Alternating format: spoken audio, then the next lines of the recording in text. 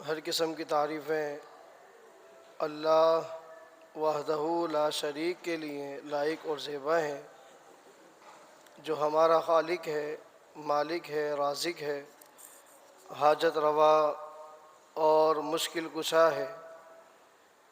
کل کائنات کا وہ اکیلا اللہ ہی پالنہار ہے، اس کا کسی بھی معاملے میں نہ ہی کوئی شریک ہے اور نہ ہی کوئی ہمسر ہے۔ درود و سلام ہو تمام انبیاء اور رسل پر، بالخصوص میرے نبی، آپ کے نبی، امام الاولین والآخرین، امام الرسل، خاتم النبیین، جناب محمد الرسول اللہ صلی اللہ علیہ وسلم کی ذات اقدس مطہرہ اور مبارکہ پر۔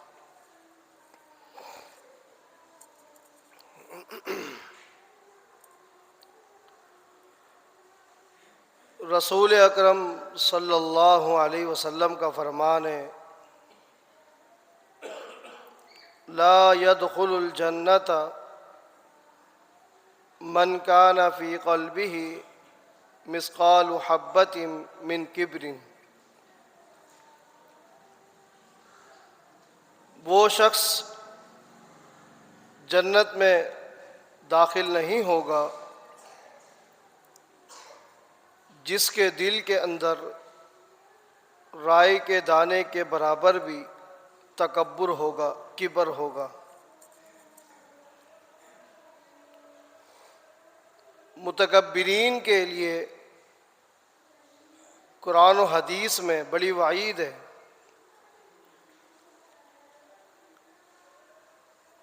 تکبر کرنے والے لوگ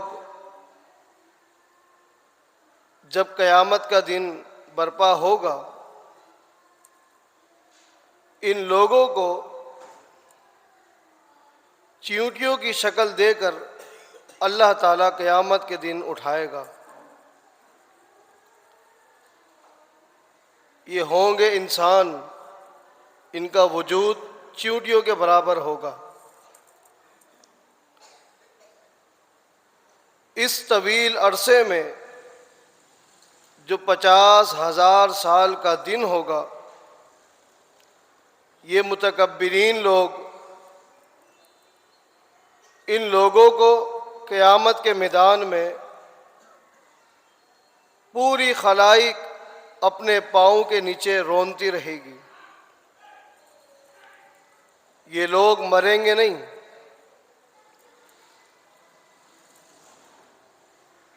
یہ کون لوگ ہیں جو دنیا کے اندر تکبر کرتے تھے؟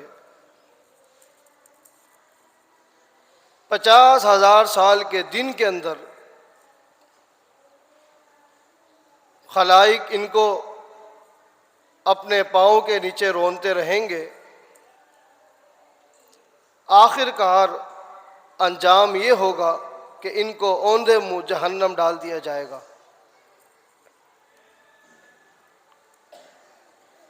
جب یہ حدیث رسول کریم صلی اللہ علیہ وسلم نے بیان کی تو صحابہ کرام پوچھنے لگے،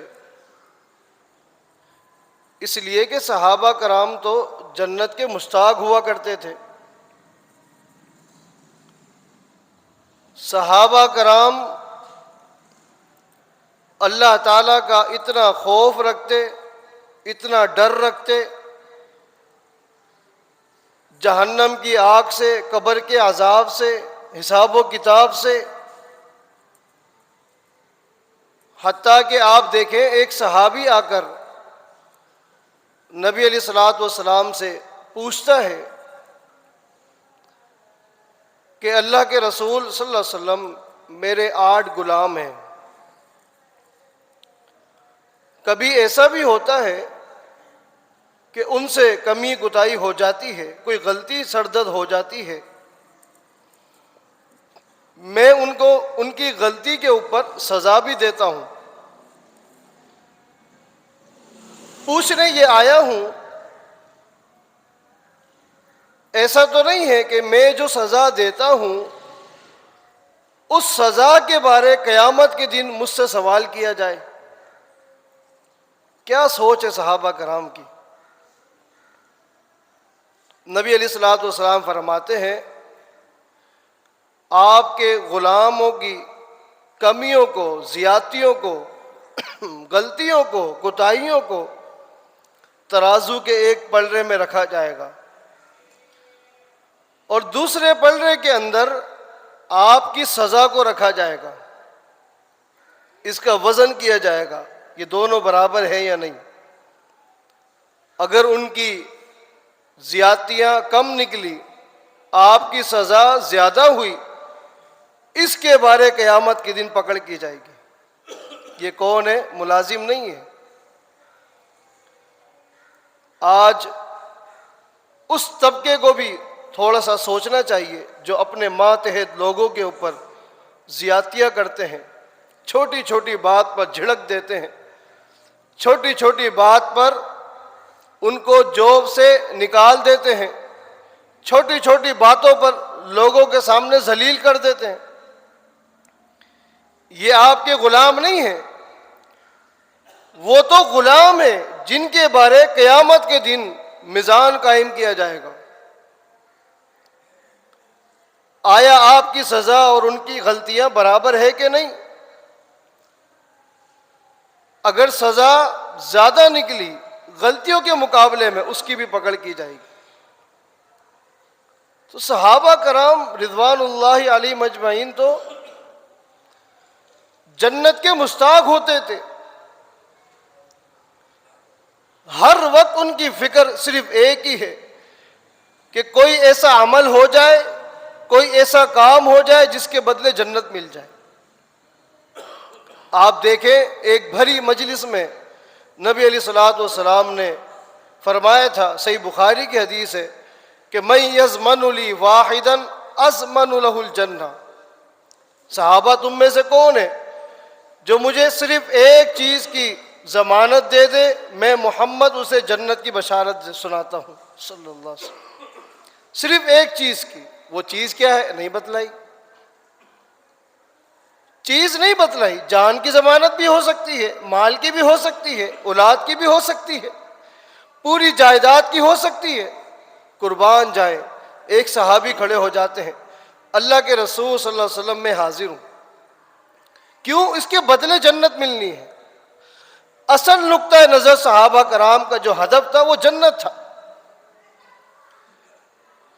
عبداللہ بن عباس رضی اللہ عنہما اپنے ایک لاڈلے شاگرد کو آواز دیتے ہیں، امام عطا ابن ابی رباح رحمہ اللہ، یہ امام عطا مکہ کے مفتیوں میں سے ہیں۔ ایک دن بلایا کہ عطا اس عورت کو دیکھ رہے ہو؟ امام عطا رحمہ اللہ دیکھتے ہیں، کالی عورت ہے، سیاہ عورت ہے۔ فرمایا کہ یہ جنتی ہے۔ کون فرما رہے؟ مفسر قرآن عبداللہ ابن عباس رضی اللہ عنہ، یہ جنتی عورت۔ امام عطا ابن ابی رباح رحمہ اللہ فرماتے ہیں کہ استاد جی یہ کیسے ممکن ہے؟ آپ نے کیسے کہہ دیا یہ جنتی ہے؟ فرمایا کہ جی ہاں، ایک دن یہی عورت رسول اکرم صلی اللہ علیہ وسلم کی خدمت میں حاضر ہوئی تھی اور کہتی ہے کہ اللہ کے رسول صلی اللہ علیہ وسلم مجھے بیماری ہے، بیماری یہ ہے کہ مجھے مرگی کے دورے پڑتے ہیں۔ اب یہ بیماری آپ جانتے ہیں، اس بیماری میں مبتلا شخص مرد ہو یا عورت ہو، نہ کسی خوشی میں شریک ہو سکتا ہے نہ کسی غمی میں، بالخصوص خواتین کا معاملہ۔ میں آپ کے پاس آئی ہوں، آپ میرے لیے دعا فرما دیں، اللہ تعالیٰ اس بیماری کو مجھ سے ہٹا دے۔ نبی علیہ الصلوۃ والسلام کے پاس آئی ہے دعا کروانے۔ نبی علیہ الصلوۃ والسلام فرماتے ہیں ان شئتی دعوت اللہ یشفیو کی، ایک خاتون میں اللہ تعالیٰ سے دعا کر دیتا ہوں، اگر تو کہتی ہے، اور انشاءاللہ اللہ تعالیٰ تجھے شفا بھی دے دے گا۔ وَإِن صَبَرْتِ وَلَكِ الْجَنَّةُ، اگر تو اس بیماری پر صبر کر لے، میں محمد تجھے جنت کی بشارت سناتا ہوں۔ ایک طرف مرگی کی بیماری، یہ بھی تکلیف دے، اس کے بدلے اس پر صبر کرنے کی وجہ سے جنت کی خوشخبری مل رہی ہے۔ فوراً کہتی ہے بل اصبر، اللہ کے رسول صلی اللہ علیہ وسلم میں اس پر صبر کرتی ہوں۔ صحابہ کرام کا کیا مزاج تھا، اس لیے صحابہ کرام فوراً کہتے ہیں کہ اللہ کے رسول صلی اللہ علیہ وسلم متکبر شخص جنت میں نہیں جائے گا۔ آپ فرما رہے ہیں، ایک سوال ذہن میں آیا ہے، وہ یہ ہے کہ ہم نیا لباس پہنتے ہیں، بالوں کو تیل لگاتے ہیں، سنوارتے ہیں، ہم کوشش کرتے ہیں جوتے بھی نئے ہوں۔ راوی کہتے ہیں، اس حدیث کے راوی ہیں عبداللہ ابن مسعود رضی اللہ عنہ، بہت ساری چیزیں گنوائی، حتیٰ کہ کوڑے کا جو دستہ ہوتا ہے اس کو بھی گنوایا کہ ہم چاہتے ہیں کہ وہ بھی نیا ہو، بال بھی سنورے ہوئے ہو، لباس بھی اچھا ہو۔ کہ یہی تکبر ہے؟ اس لیے کہ جب بندہ نیا لباس پہنے، نیا جوڑا زیب تن کرے، دل کی کیفیت تبدیل تو ہو جاتی ہے۔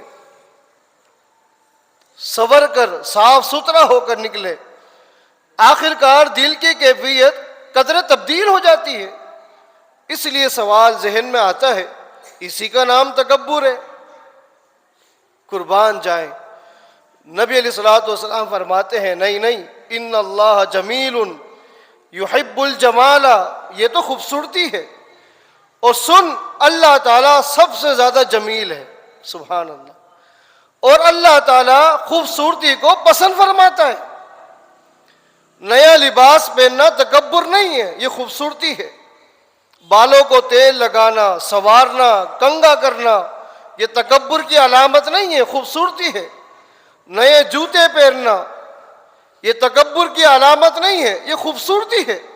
اللہ تعالیٰ سب سے زیادہ جمیل ہے، یحب الجمال، اور ایسے لوگوں کو پسند کرتا ہے جو خوبصورت رہتے ہیں، پاک رہتے ہیں، صاف رہتے ہیں۔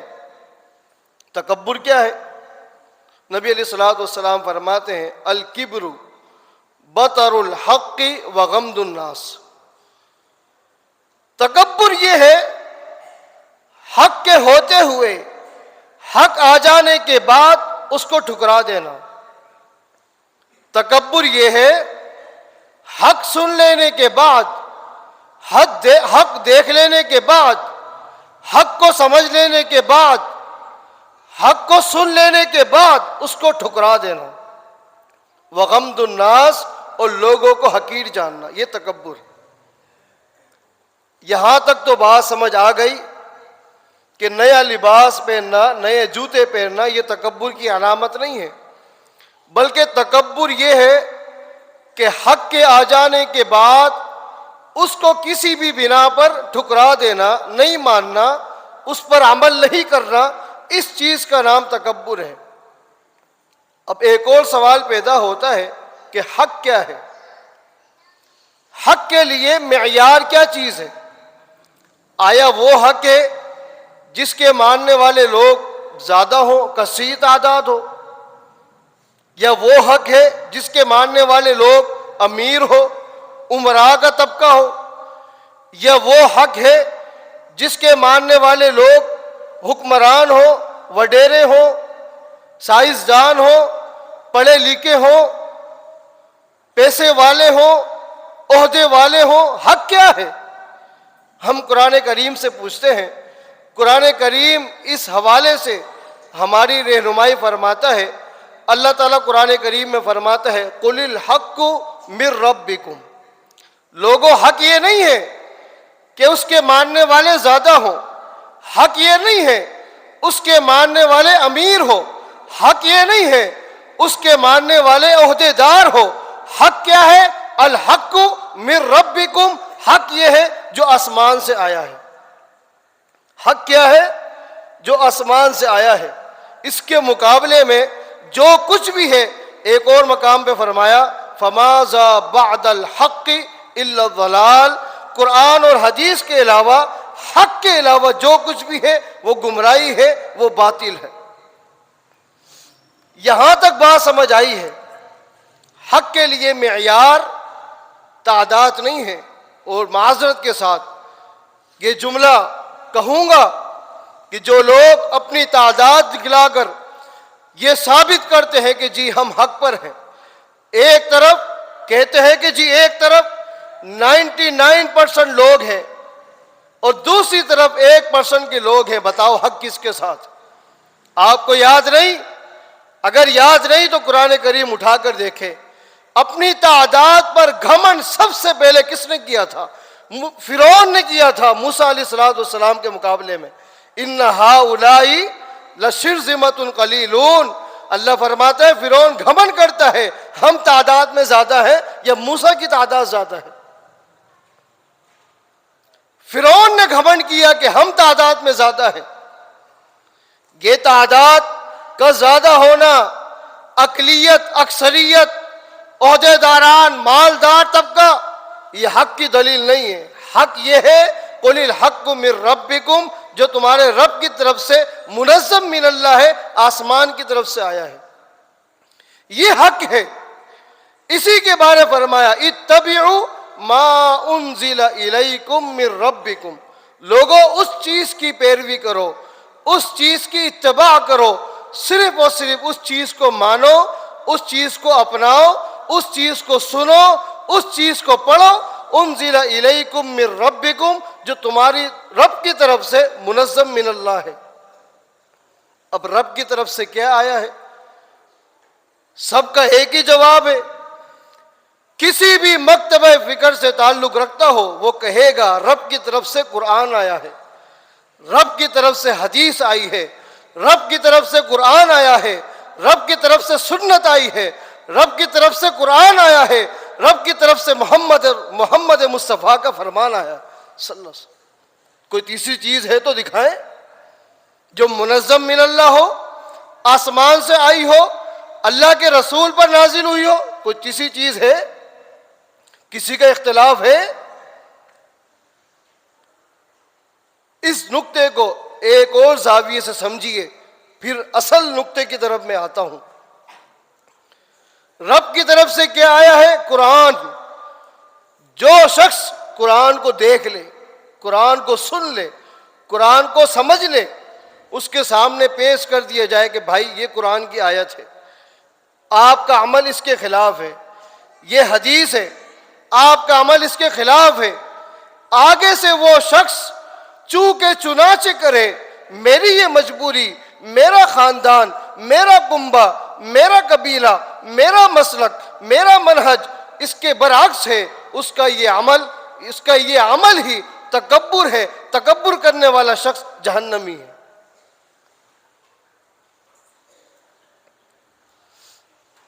صحیح مسلم کی حدیث ہے، ایک دن نبی علیہ السلام کھانا تناول فرما رہے ہیں، لوگ موجود تھے، ایک شخص کو دیکھا کہ الٹے ہاتھ سے کھانا کھا رہا ہے، بائیں ہاتھ سے۔ سنت کیا ہے؟ حدیث کیا ہے؟ سمجھنے کے لیے حق کیا ہے؟ دائیں ہاتھ سے کھانا کھانا ہے۔ وہ شخص بائیں ہاتھ سے کھاتا ہے۔ نبی علیہ السلام فرماتے ہیں کل بیمینک، آپ سیدھے ہاتھ سے کھانا کھائیں۔ اس نے کہا کہ لا استطیع، میرا سیدھا ہاتھ اٹھتا نہیں۔ حالانکہ یہ بہانہ نہیں تھا، اب جب دیکھا کہ یہاں معاملہ کچھ اور ہی بن رہا ہے، اس نے بہانہ بناتے ہوئے کہا کہ میرا سیدھا ہاتھ نہیں اٹھتا۔ نبی علیہ السلام کی حدیث آئی تھی، ایک طرف اللہ کے پیغمبر کا فرمان آ گیا تھا نا، کل بیمینک، کہ سیدھے ہاتھ سے کھانا کھاؤ۔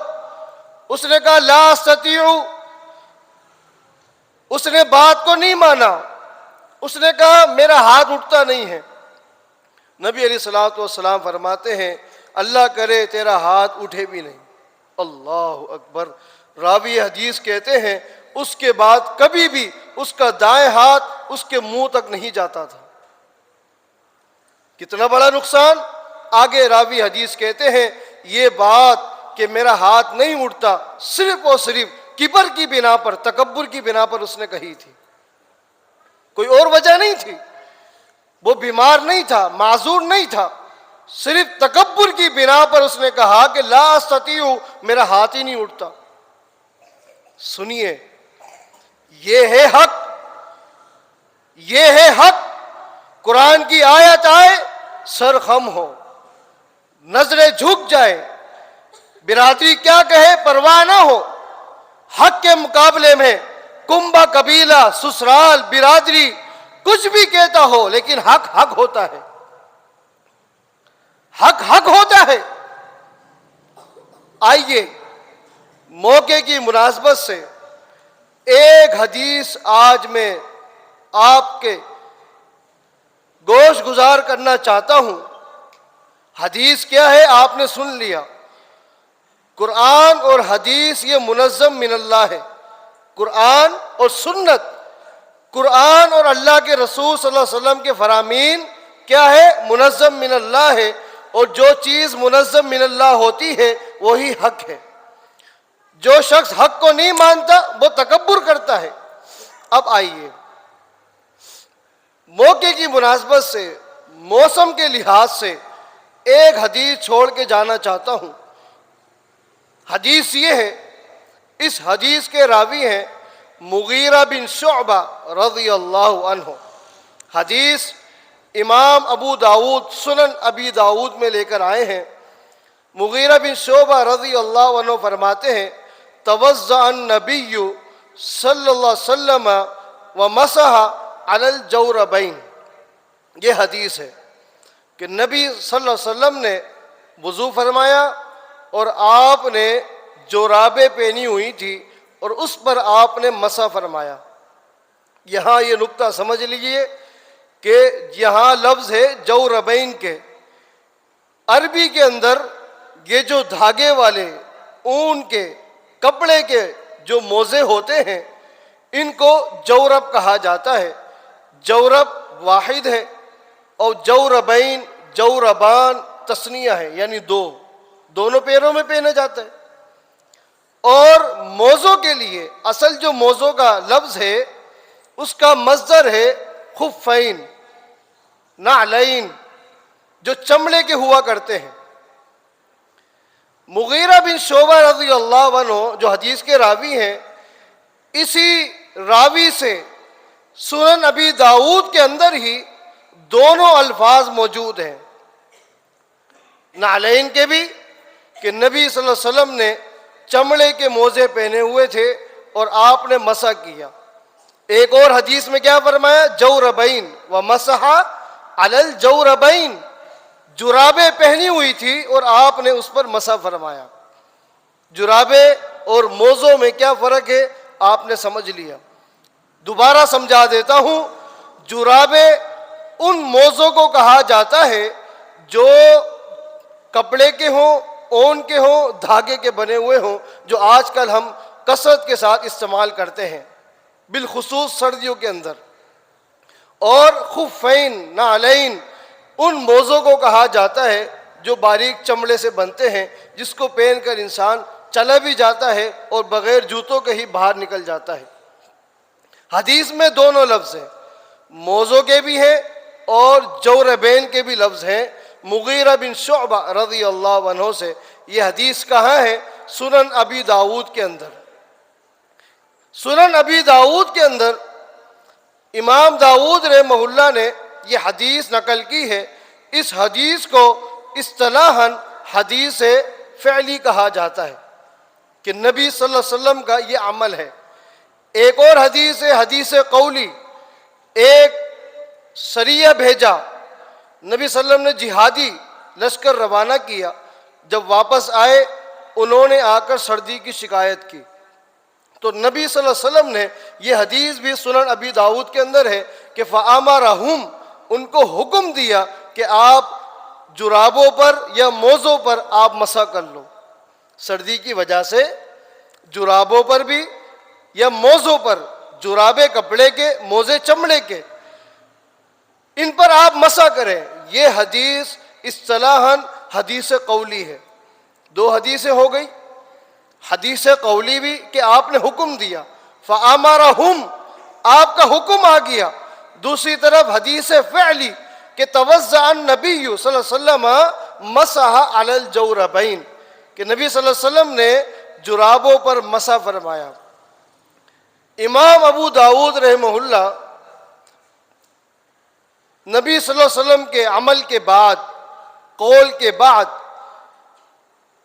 نبی صلی اللہ علیہ وسلم کے جانثاران صحابہ رضوان اللہ علیہم اجمعین کا عمل بھی پیش کرتے ہیں. سبحان اللہ. یہ حق سنا رہا ہوں جس حق کو آج عام طور پر نہیں مانا جاتا.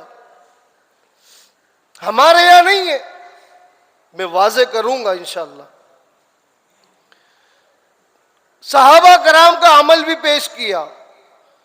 فرماتے ہیں کہ 10 صحابہ کرام ابو داؤد رحمہ اللہ کے علم کے مطابق جو اس حدیث پر عمل بھی کرتے تھے، یہ حدیث لوگوں کو سناتے بھی تھے، پڑھاتے بھی تھے. 10 صحابہ. یہ 10 صحابہ کرام کے نام سنیے. سیدنا علی بن ابی طالب رضی اللہ عنہ، سیدنا عمر ابن خطاب رضی اللہ عنہ، سیدنا عبداللہ بن مسعود رضی اللہ عنہ، سیدنا ابو مسعود الانصاری رضی اللہ عنہ، سیدنا برا بن عازم رضی اللہ عنہ، سیدنا عبداللہ ابن عباس رضی اللہ عنہ، سیدنا ابو امامہ الباہلی رضی اللہ عنہ. 10 صحابہ کرام کا، اور 11ویں اس حدیث کے راوی مغیرہ بن شعبہ بھی ہیں، ان کو نہیں بھولنا. مغیرہ بن شعبہ یہ 11ویں صحابی. ان کے علاوہ 10 صحابہ. عمر بن حریث رضی اللہ عنہ، 10 نام گنوائے کہ یہ 10 صحابہ جرابوں پر، جراب کہتے ہیں کپڑے کے موزے، ان پر عمل فرماتے تھے اور لوگوں کو یہ حدیثیں پڑھاتے تھے. اگر ان 10 صحابہ کا عمل آپ کو دیکھنا ہے، مختلف کتب حدیث کے اندر ہے. اگر یکجا دیکھنا ہے، سنن ابو داؤد کی شرح بذل المجہود کے اندر، بذل المجہود والے نے 10 صحابہ جن کا ابھی نام لیا گیا ہے، ان 10 صحابہ کا عمل یکجا جمع کیا ہے. نمبر 2، نمبر 1 کیا تھا؟ نبی صلی اللہ علیہ وسلم کی حدیث، قولاً بھی فعلاً بھی. نمبر 2 صحابہ کرام. اور ان 10 صحابہ میں آپ کو بتلاتا چلوں، 2 صحابہ ایسے ہیں جو خلفائے راشدین میں سے ہیں. سیدنا علی رضی اللہ عنہ، سیدنا عمر ابن خطاب رضی اللہ عنہ، جن کے بارے نبی علیہ السلام نے فرمایا تھا کہ علیکم بسنتی و سنت الخلفاء الراشدین المہدیین. لوگوں میری سنت کی پیروی کرو اور خلفائے راشدین کی، ابو بکر و عمر، عثمان و علی رضی اللہ عنہم کی بھی پیروی کرو. یہ 2 صحابہ عشرہ مبشرہ میں سے بھی ہیں، سیدنا علی، سیدنا عمر رضی اللہ عنہما. اس کے علاوہ خلفائے راشدین میں سے بھی ہیں جن کا عمل ہمیں ابھی ملا ہے. اس سے آگے بڑھیے. خالی یہ نہیں ہے بلکہ ہدایہ کی معتبر شرح، عظیم شرح، جس کے مصنف امام ذیلی حنفی رحمہ اللہ، اللہ تعالیٰ کی تمام تر ائمہ پر کروڑہا رحمت نازل ہوں. انہوں نے اپنی کتاب ہدایہ کی شرح نصب الرایہ کے اندر انہی 10 صحابہ کا نام اور ان کا عمل اور ان کا لوگوں تک پہنچانا یہ بھی ذکر کیا ہے. نمبر 3 ہو گیا. یہ حق سنا رہا ہوں، گھڑی بڑی تیزی کے ساتھ چل رہی ہے. آخری باتوں کی طرف آتا ہوں. نبی صلی اللہ علیہ وسلم کا عمل، قولاً فعلاً، صحابہ کا عمل، ہدایہ کی شرح نصب الرایہ کا آپ کو حوالہ دیا ہے. اب بھی جو نہ مانے، کہے کہ جی ہمارے مسلک میں نہیں ہے، تو سنیے. آپ میں سے کوئی جرت کر کے کہہ سکتا ہے کہ جی اپنی کتابوں کا حوالہ دے کر گیا ہے، تو سنیے. آپ کو میں نے یہ حدیث سنائی ہے، توضأ النبی صلی اللہ علیہ وسلم مسح علی الجوربین، اس کا حوالہ دیا تھا سنن ابی داؤد سے۔ یہ حدیث ابن ماجہ کے اندر بھی ہے، یہ حدیث جامع ترمذی کے اندر بھی ہے۔ اللہ اکبر۔ اور امام ترمذی رحمہ اللہ کا ایک منفرد انداز ہے، وہ جب بھی جو حدیث لے کر آتے ہیں نیچے تمام تر ائمہ کے اقوال بھی اس حدیث کے بارے کیا ہے وہ بھی نقل کرتے ہیں۔ امام احمد بن حنبل نے، امام مالک نے، عبداللہ بن مبارک نے، امام شافعی نے، امام ثوری نے اس حدیث کے حوالے سے کیا کچھ کہا ہے وہ بھی نقل کرتے ہیں۔ اسی طرح یہ حدیث نقل کرنے کے بعد امام ترمذی رحمہ اللہ تمام ائمہ کے اقوال پیش کرتے ہیں اور آخر میں ایک عظیم بات لکھتے ہیں، قربان جائیں۔ یہ حدیث جامع ترمذی کے اندر حدیث کا نمبر 99 ہے، نمبر آپ نوٹ کریں، 99 نمبر حدیث لکھنے کے بعد ائمہ کا اقوال پیش کرنے کے بعد آخر میں ایک بات لکھتے ہیں اپنے حوالے سے کہ مجھے یہ بات میرے استاد نے بتائی۔ فرماتے ہیں امام ترمذی رحمہ اللہ، سمعت صالح ابن محمد الترمذی، یہ بات میں نے اپنے استاد صالح بن محمد الترمذی رحمہ اللہ سے سنی۔ میرے استاد نے کہا کہ سمعت ابو ابا مقاتل السمرقندی، یہ بات جو بتلانے لگا ہوں یہ بات فرماتے میرے استاد ابو مقاتل السمرقندی رحمہ اللہ نے اپنے استاد سے سنی۔ کتنے واسطے ہو گئے؟ 2۔ امام ترمذی کے استاد صالح بن محمد رحمہ اللہ، وہ کہتے ہیں کہ میرے استاد ابو مقاتل السمرقندی رحمہ اللہ فرماتے ہیں دخلت الی ابی حنیفہ رحمہ اللہ، کہتے ہیں کہ میں ایک دن امام ابو حنیفہ رحمہ اللہ کے پاس گیا۔ کب گیا؟ وَهُوَ مَرِيضٌ الَّذِي مَرَضَ الْمَوْتَ، وہ بیمار تھے اور یہ وہ بیماری تھی جن میں امام صاحب رحمہ اللہ دنیا سے رخصت ہو چکے تھے۔ آخری ایام میں ابو مقاتل السمرقندی رحمہ اللہ فرماتے ہیں کہ میں امام ابو حنیفہ رحمہ اللہ کے پاس ان کے آخری ایام میں جب وہ بیمار تھے میں گیا۔ میں نے کیا دیکھا؟ امام صاحب رحمہ اللہ نے وضو کا فدعا بوضوء، وضو کا پانی منگوایا، آپ نے مکمل وضو کیا، کلی کی، ناک میں پانی ڈالا، چہرہ دھویا، ہاتھ دھوئے، سر کا مسح کیا۔ آخر میں اگرچہ یہاں وضو کی ضرورت نہیں تھی، نماز کا وقت نہیں تھا، لیکن دکھانے کے لیے آخر میں آپ نے جرابیں پہنی ہوئی تھی اس پر بھی مسح فرمایا۔ کیا بھول گئے تھے؟ بھول کے مسح کر لیے؟ نہیں۔ آگے کیا فرماتے ہیں؟ آج میں نے وہ کام کیا ہے جو آج سے پہلے میں نے کبھی نہیں کیا تھا۔ اللہ اکبر۔ وہ کیا ہے؟ مسحت علی الجوربین، میں نے آج جرابوں پر جو کپڑے کے، اون کے اور دھاگے کے بنے ہوئے ہوتے ہیں ان پر بھی آج میں نے مسح کر ہی لیا۔ امام ابو حنیفہ رحمہ اللہ تک ہمارا حسن ظن ہے پہلے یہ حدیث نہیں پہنچی ہوگی۔ یہی وجہ ہے ان کے 2 مرکزی شاگرد امام ابو یوسف رحمہ اللہ، امام محمد بن حسن رحمہ اللہ، یہ 2 ایسے شاگرد ہیں جو یہ عمل کرتے تھے، ان تک یہ حدیث پہنچی تھی۔ یہی وجہ ہے ہدایہ میں آپ حاشیہ اٹھائیں گے تو آپ کو 2 قول ملیں گے۔ امام صاحب رحمہ اللہ نے اپنی وفات سے تقریباً 9 دن پہلے اپنے اس مسلک سے رجوع کیا تھا کہ جرابے بھی مسح ہو سکتا ہے۔ یہ وہی مسلک تھا، یہ وہی عقیدہ تھا جو ان کے 2 شاگرد، یہ ہدایہ کے الفاظ کوٹ کر رہا ہوں، امام ابو یوسف اور امام محمد بن حسن رحمہ اللہ کا تھا۔ ایک قول یہ ہے کہ اپنی وفات سے تقریباً 3 دن پہلے اس بات سے رجوع کر لیا تھا۔ حضرات، یہ ہے حق۔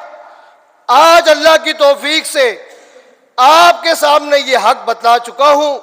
نبی صلی اللہ علیہ وسلم کی حدیث کے حوالے سے وہ قولی بھی ہے، فعلی بھی ہے، صحابہ کرام کا عمل، 10 صحابہ کا، جلیل و قدر صحابہ کا عمل بھی بتلایا، ان 10 صحابہ کے عمل کے لیے آپ کو حوالے بھی دیے، ساتھ ساتھ جن لوگوں کی کچھ مجبوریاں ہیں ان مجبوریوں کو بھی توڑتے ہوئے امام ابو حنیفہ رحمہ اللہ کا عمل بھی حوالے کے ساتھ بتلا دیا۔ اب بھی اگر کوئی شخص کہے کہ نہیں جی میں تو اس حدیث پہ عمل نہیں کروں گا، اس کی بات بھی سن لیجئے۔ امام ابن خزیمہ رحمہ اللہ ایک عظیم محدث ہے اور امام بخاری رحمہ اللہ کے یہ استاذ ہیں۔